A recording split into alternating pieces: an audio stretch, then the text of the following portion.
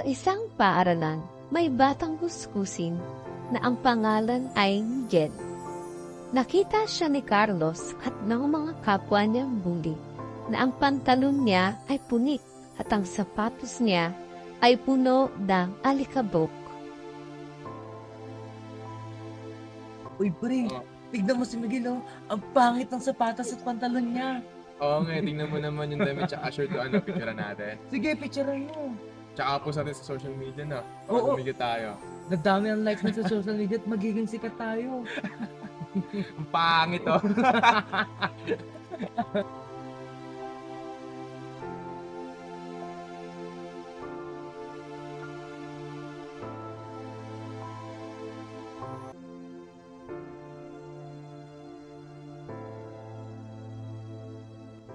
Pinicturan ni Carlos si Miguel at pagkatapos ay nilapitan nila ito. Pitan ba natin yan? Tara. Tara. Kulit na eh. Hoy, Miguel, pogi mo nga yan, ah. Hindi na. Tignan mo naman, no. Salamat, Carlos. Nagarapan ng aking inay nalis na pantalon at sapatos ko para lang ako makapasok. Ganun ba? Dahil mo nung pinagsasabi dyan. Tsaka sabi nga sa magulang mo na ayusin yung damit mo. Tsaka pantalon mo. Tignan mo yung sapatos Ang mo. syongit, ang pangit. Puro alikabok.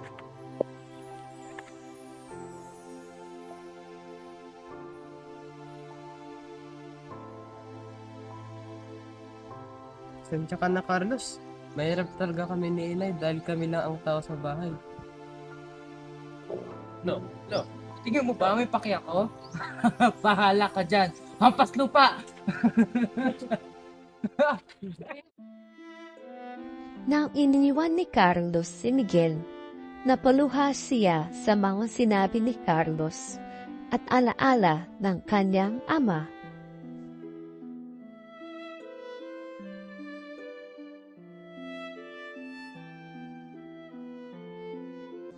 Nang dumating ang uwian, pinost ni Carlos ang picture ni Miguel. Nang ma-post ni Carlos ang picture, maraming tao ang nagsitawanan dahil sa picture ni Miguel. Madaming tao ang nag-like at nag-comment sa post ni Carlos. Natuwa siya nang makita niya na sikat at trending siya sa social media. Lumipas ang madaming araw at madaming tao pinagtatawanan si Miguel sa kanyang eskwela araw-araw. Nang umuwi si Miguel sa kanyang bahay, sinabi niya ito sa kanyang nanay. Inay, ayoko nang pumasok. Madaming tao pinagtatawanan ng araw-araw at lagi ako pumating sa nag-relasyon.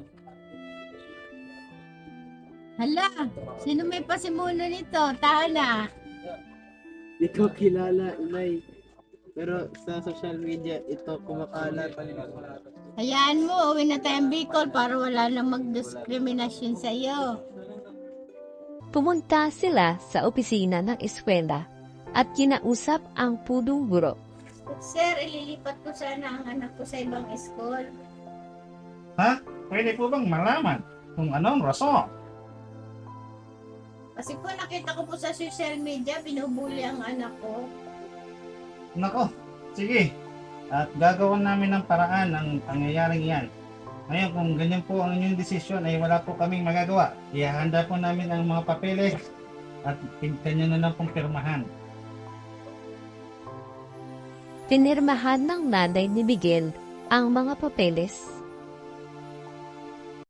Nang umuwi sila, hinanda na nila ang magamit nila para pumunta sa Bicol. Nang dumating sila sa Bicol, sumaya si Miguel na makasama niya ang mga kamag-anak niya.